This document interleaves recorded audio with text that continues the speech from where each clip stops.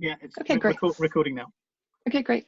Hello, everyone. My name is Hannah Rustig, and I'm going to be the host for today's hour-long meeting.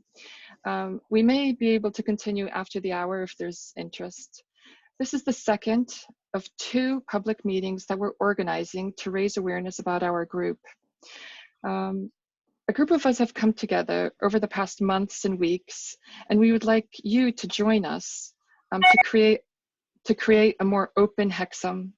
We're a non-political group of residents who care about Hexham and its future. We are disheartened with politics, and we believe that a new ethos is needed. We think that Hexham Town Council could function better and engage with its residents in a more proactive, participatory, substantive, and positive manner.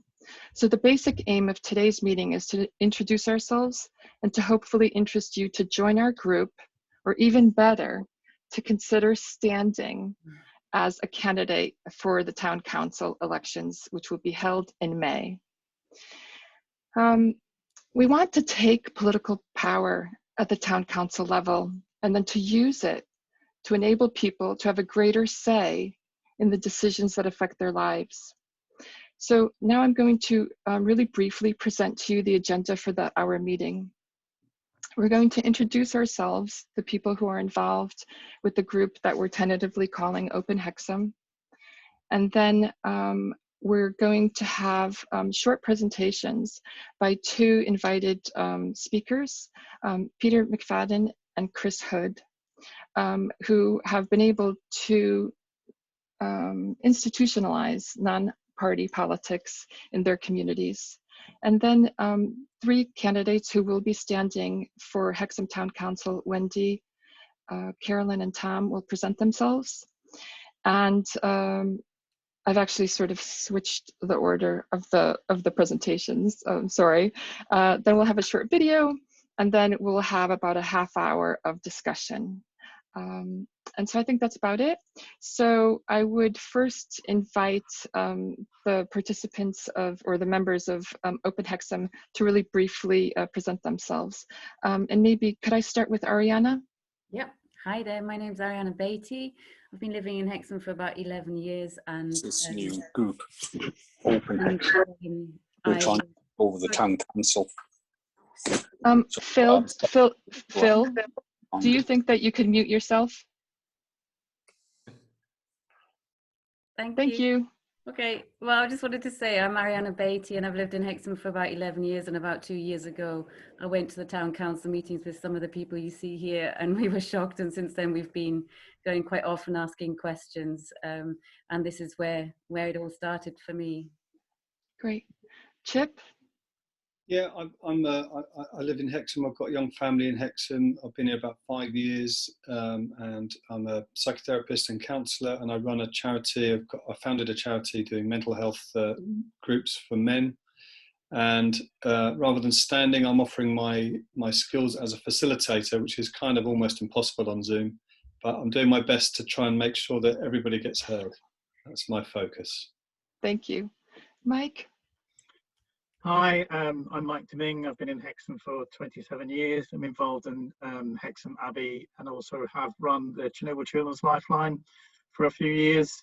I, like Ariane, have gone to the council for a couple of times this year and seen how it works. So I've come enthused in helping this group in any which way I can. I'm not standing, but I'm offering support in terms of IT and all the sort of back end and research work.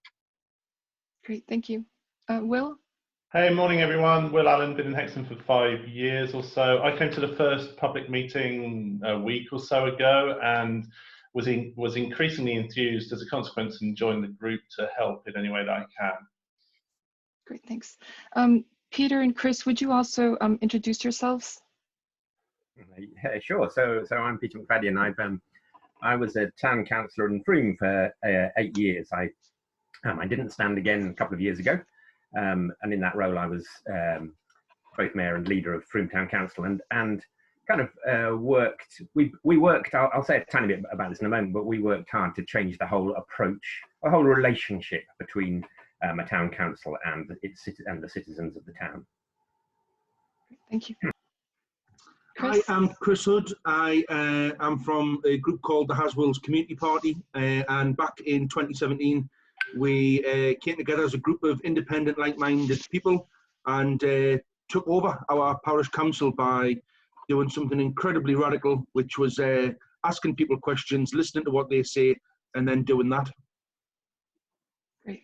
Thank you very much. And we'll hear more from you in a few minutes. And now, possibly Wendy, Carolyn, and then Tom could present themselves and also why you're interested to stand for town council. Wendy, do you want to start? Sure. I'm Wendy. I've lived in Hexham for about 13 years. I'm retired and I seem to spend most of my time volunteering with different community groups, but that has included volunteering with the town council over the last 6 years, both on their Hexham town plan and the Hexham neighbourhood plan. And since working with the town council, especially the current town council, there seems to be a culture of saying no and absolutely no appetite for taking any risks whatsoever.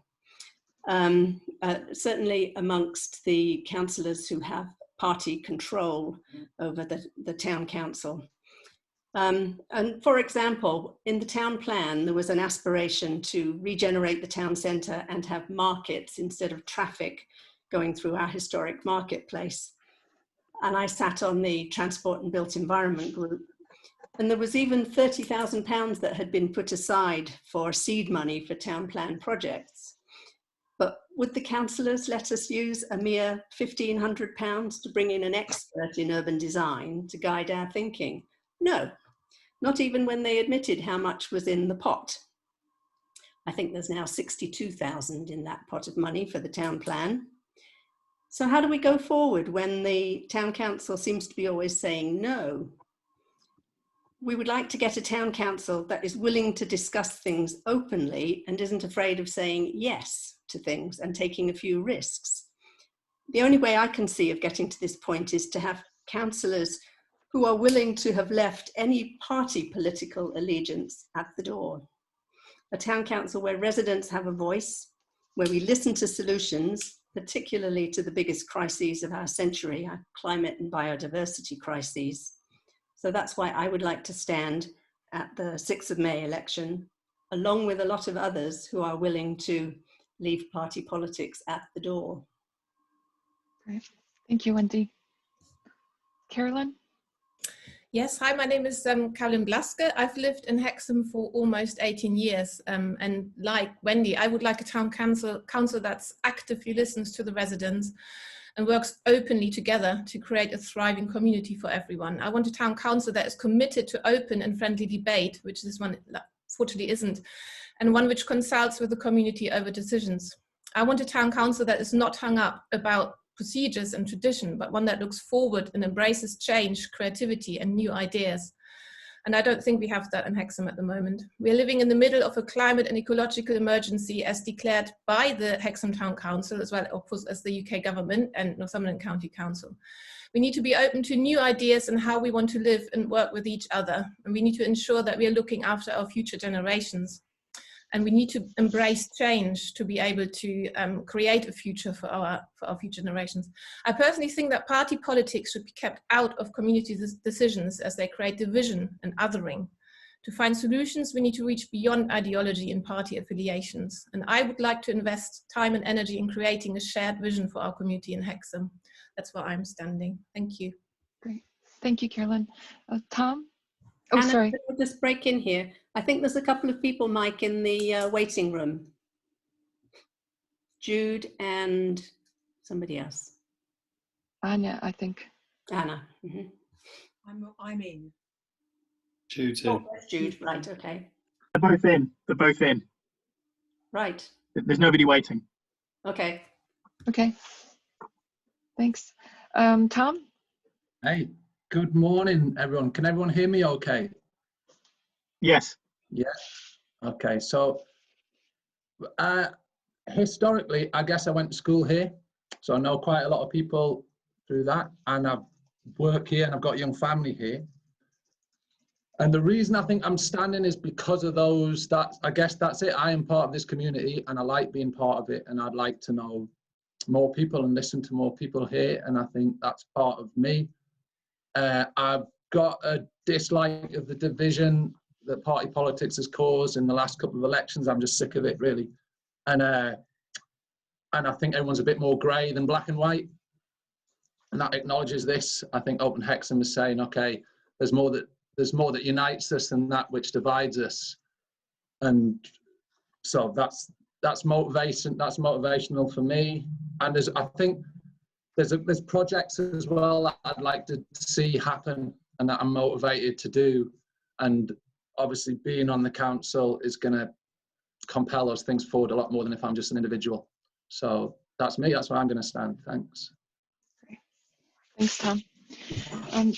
For the next part of today's meeting, I would like to invite Peter McFadden to speak. We're really grateful and pleased that Peter is willing to engage with us. Peter is the author of a book called Flat Pack Democracy, a do-it-yourself guide to creating independent politics in the UK. And he's going to talk to us a little bit about what he and others did in Frome and the movement in general. Peter, over to you. Thanks. And it's very nice to be here. Or not be here, but be there. Be wherever we are. The Zooming. Yeah, in this weird situation. I'm quite glad I'm not in. If it's raining as hard as it is here, I'm glad I'm not there. Anyway, it's great to be talking to you. I was really moved actually by what Tom said, because what Tom just said absolutely encapsulates what I think this is all about, which is that expertise lies with people who have who are part of a community.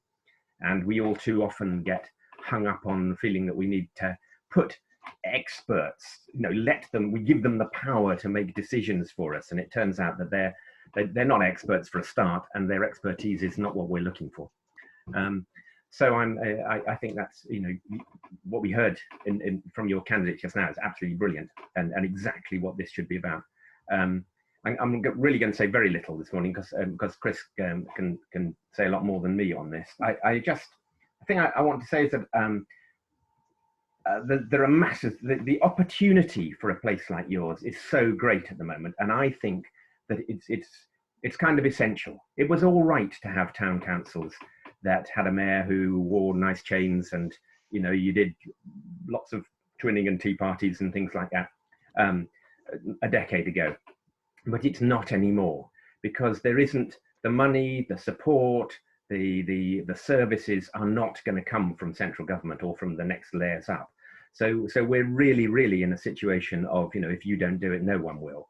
And I can't imagine Hexham is any different really than most other communities in that sense.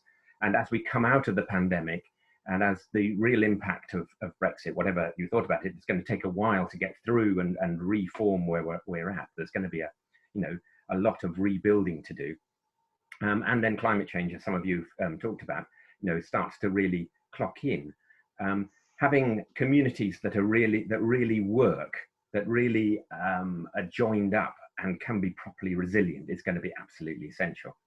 And the point about a town council is that it can play a really interesting and important role, because it has access to money through raising local taxes, but also through all kinds of grants and so on. But it also has access, perhaps through the money, but it can also provide people, so that projects can be that come up in the town can be given the support that they need without owning them. Because I see town councils as being one player within a vibrant community, not the player, not the thing at the top of the pyramid that you go to, again, as others have alluded to, and they say no to everything. I mean, the role of a town council should be to say yes to everything and then help people to make it happen. Yeah. And that's very much what we did in Frome. And my being here, this is your movement. It's your revolution or evolution. And people like Chris and I are just people who've had an experience over the last decade and are really happy to share that. There's a group of around 7 council or groups who I and others are supporting over the next 6 weeks, because we think that they've got a real chance of making change. So Hexham's part of that group, which we hope will really support you in the sense of being able to network and so on. And also we intend to put on, or put on workshops on things that you particularly want. So I can talk about that a bit later, but I'm going to pass over to Chris, because what he's done is, he and his colleagues have done is really interesting, I think, in the sense of the group of people who they brought together in a place which was, had that same sort of stagnation that Frome had. And I get the feeling that Hexham has. It's not that your council is terrible, you know, they're not Hanford, but you need to move to somewhere that's much more ambitious and much more representative. Thank you. For now. Great. Thank you. Chris.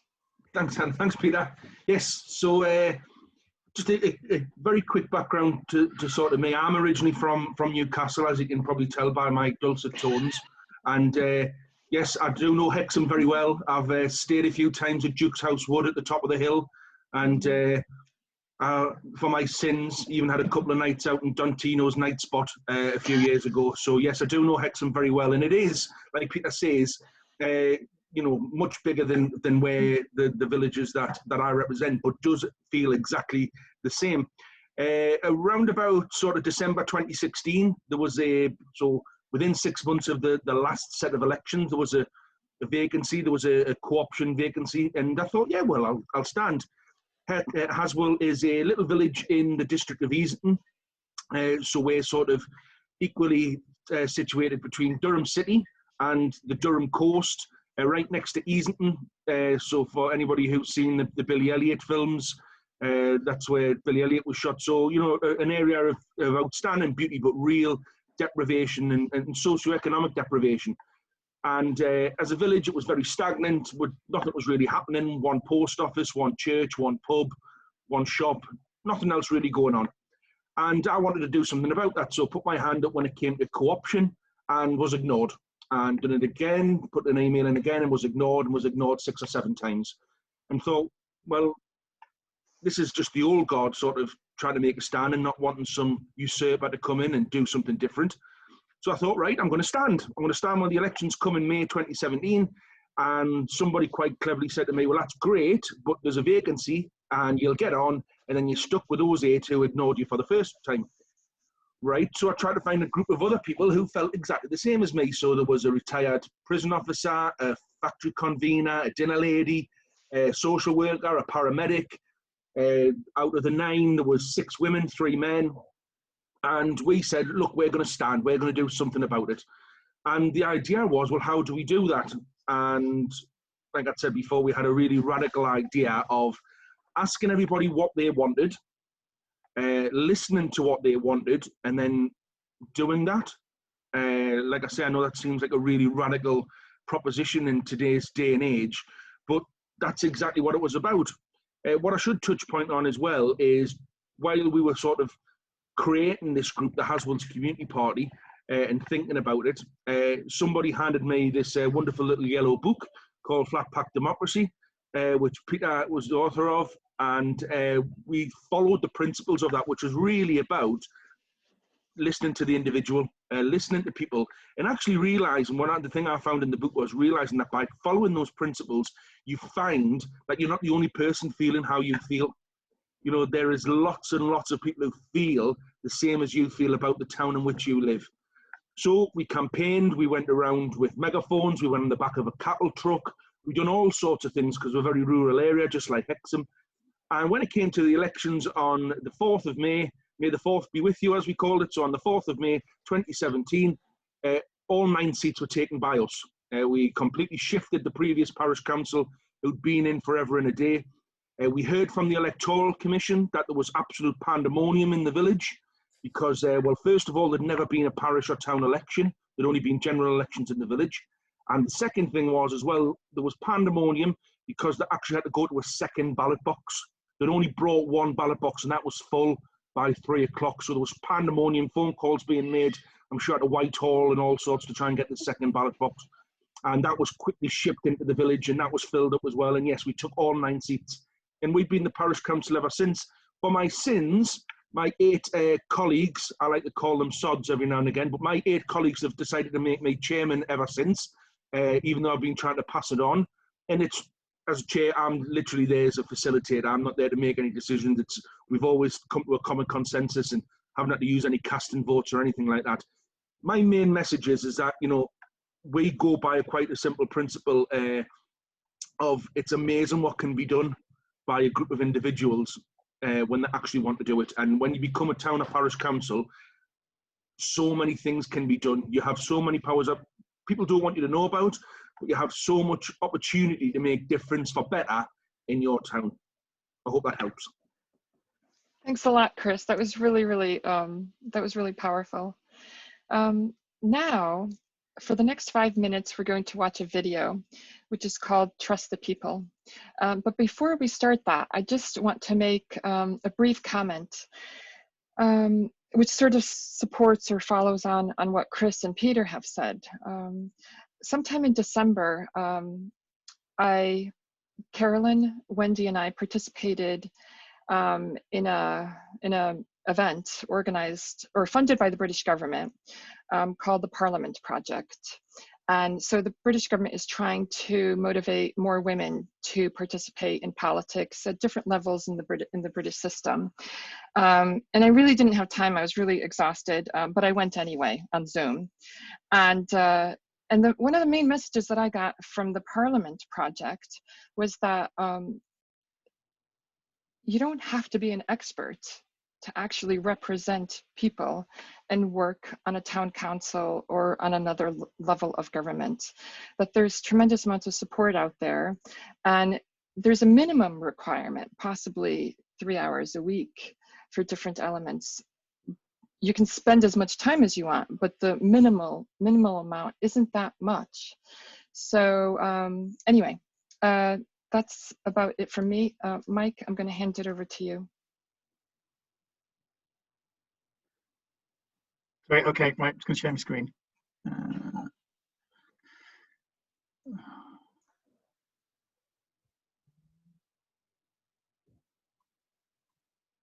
Here she is.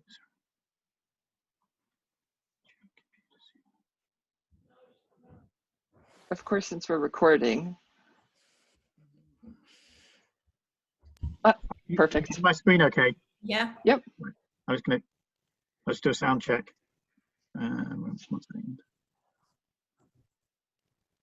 Can you hear that okay? Can you lower it a little bit? Yeah, okay.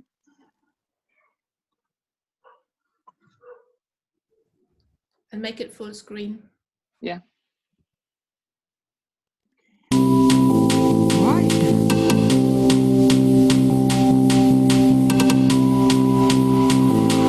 Still quite loud.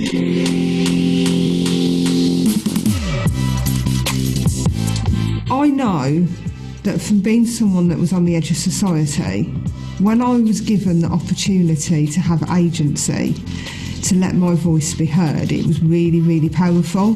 When you give these people agency, the amazing, powerful things that come out of their mouths that give us ideas of what the solutions could be and what it's like to walk in their shoes, that is the main reason that I'm here doing what I do. We need those voices to be heard to make real change within the community. I am a qualified teacher who is now a dustman. I decided to run for local council because I've always had an interest in politics, never really known what to do with it, and an opportunity arose for me to run as a councillor, so I actually did grab that by the horns and just thought, why not?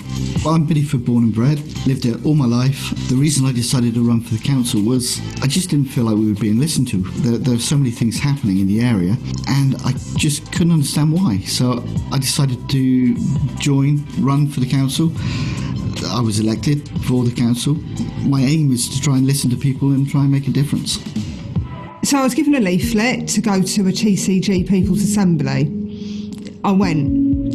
Within minutes, all the barriers that had stopped me from going with the main political party to stand were gone.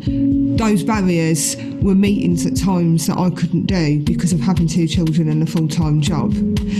not understanding some of the written text. TCG got the barriers that stood in front of me and didn't have a problem with removing them. I felt thankful, grateful, relieved, empowered. This is what local politics or any form of politics should be like. I'm in this to learn. I need to learn more about this. Our group, TCG, aims to address the lack of communication between the community and the council. We need to gain more experience with how the council works, what it can do, what it can't do, and how to take what it currently is and evolve it into something that works better for the community. Some councillors sit on the same committees year upon year upon year, whereas it should change every year. Otherwise, people are going to get stuck in that control rut, if you like. I personally want to look 5 generations into the future as well as next year and next week, because that's what we need. We need to be looking to the future. The evening of this second meeting where I put my hand up and said if it was all right if I could stand, I sort of got home and I sat there and I thought, oh, you've done it again, haven't you, Kay? Because I'm like a bull in a china shop. So I made a cup of tea, lit a fag, and was like, seriously, what have you got yourself involved in? But at the same time, I was doing cartwheels in my head, and I was like, this is the start of something massive.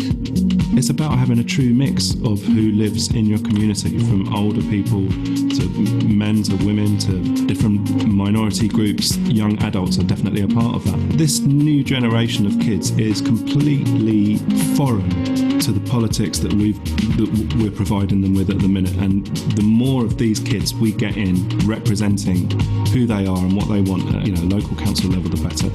Where are the kids? We need them on there. Being new councillors, asking a question that's not been asked before, asking why something's continually done like that. Why is it done like that? Because it's always been done. Well, why can't we do it in a different way? So it doesn't have to be moving a mountain or building a community centre. It's communication and questions, and that is changing itself. Absolutely not.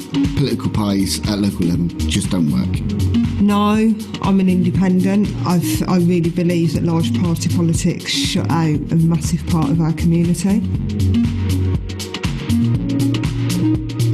My name is Peter McFadden. I'm one of a group of citizens who was elected to... Great. So we hope that video also gave you some incentive or motivation to consider standing for town council. So for the next 25 minutes, we're going to have an open discussion period. If you would like to pose a question or give a comment, you can do this in either 2 ways. You can either physically raise your hand, or you can go into the reaction button, which is the icon on the bottom of the screen on the right side, and raise your hand digitally. I open it up to anyone. We've had a nice quote from somebody saying we are limited only by our imagination and our will to act. That's by Ron Garan. Jude had a hand up there. Yes. Jude did. Mm-hmm. Jude, would you like to speak? Yeah, thank you. Hi, everyone. Thanks for sharing that video. I find it really inspirational. But 2 things came to mind. The first thing is, as another interloper into this community, I'm quite, it feels like there's, I think, only Tom, I may be wrong because not everybody's spoken, but only Tom who actually comes from around here.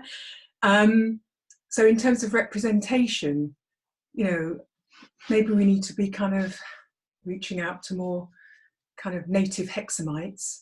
And the other thing was the point that the guy made about engaging young people, having a sort of more forward-thinking voice amidst us. That seems very important to me as well. So it's really just a kind of reflection. I don't have the answers, but just to kind of put that in the mix. Does anybody want to respond to that? Carolyn? Or Will? Yes, just the Jude, the first thing. And also, you know, the budgetary powers and the numbers and the comparison with Moppet and all that. So I think we have a lot to think about. I know that we're going to meet on Monday, and I think we're all fully aware that we really need to come up a level now in terms of our actions and what we're going to do. And we just need a few more candidates. But I think we're committed. We most certainly are committed. We have a wide range of strengths and skill sets, and everyone's starting to work to their own strengths. And that's becoming really clear in the group. So I think one action for all of us is to put into the WhatsApp group what type of training we would like to get from Flatpack Democracy, and then who is going to send the email to, and then Carolyn will send the email to Peter today. So I can either close now, or if anybody wants to say anything else. Wendy? Just responding to a few of the things that Jim had said about the different initiatives that are going on around the county. There are a number of community groups in Hexham who don't often get heard in a public forum. For example, Hexham Community-Led Housing, which has been working very closely, Jim, with Tom Johnston up in Wooler, and the Living Wage Group. Very good. Yeah. And the Stopgap Housing Group, who don't seem to get much of a voice. And I'm wondering if we can all think of community organisations that we should maybe invite to one of our Open Hexham meetings to learn about what's going on. I think that's a great idea. And that's what I was thinking about, is like, so maybe the next step is for us to like reach out to these different organizations and like start engaging. And that would be really truthful or honest to our way of working. And then we sort of like start spreading our spider's web out there of behaviors, and also then we get that information that we need about, you know, what is that vision that we want for Hexham that is collective, collaborative, and gets people on. We hear people who we normally wouldn't be interacting with. Ariana? So just practically for today, you want us to WhatsApp into the group anything that we want to raise with Peter's lot, and that we want to learn from. Yes. And then on, shall we say for Monday, we all think about community groups that we think might be useful to contact, and talk about them on Monday night at our meeting. Okay. Or yeah, that's a really great suggestion. So for Monday, thinking about what groups we want to interact with, so that we can then prepare our next outward-facing public meeting, which would be with groups. Yeah. Okay, that's great. Could I just ask? It's not a very well-formed question, but you may have dealt with this, or you may tell me that I'm making a mistake. But it's the way that Hexham is actually a focal point for people who live round about Hexham, and things that I've been involved with. You know, people who say, "Well, I always go to that in Hexham," but they might live in Acomb, or, you know, or people in, you know, in different places that don't necessarily, you know, in a narrower sense, identify with Hexham, but Hexham is very, very central to their lives, and in some senses is how not to oversell the Hexham part, but in a sense, Hexham actually sees its connection, sees its importance, sees its relevance as being a unifying kind of force, if that makes sense. Sorry, I'm not being very precise in that, but you see what I'm trying to say there. And I've met it with a project. People saying, "No, we always go to that." And I said, "Well, that's in Hexham." "No, but that's what we always do." You know, so Hexham is very central in terms of things round about it. And it's just how you present that in the case that when you're talking about things in a wider way, to me seems relevant and important that you embrace that notion of the centrality of Hexham in terms of the locality. Yes, but we're also cognizant of who can vote. That's why so I think I'm trying to say that you know, I think people appreciate the wider view and the friends they have in these other places. Right, and I think what Derek is writing is what we're sort of thinking about right now, is that we have this window of 6 weeks. We've got to get the candidates, and we got to get our campaign, and then yeah. But I think your ideas are really relevant.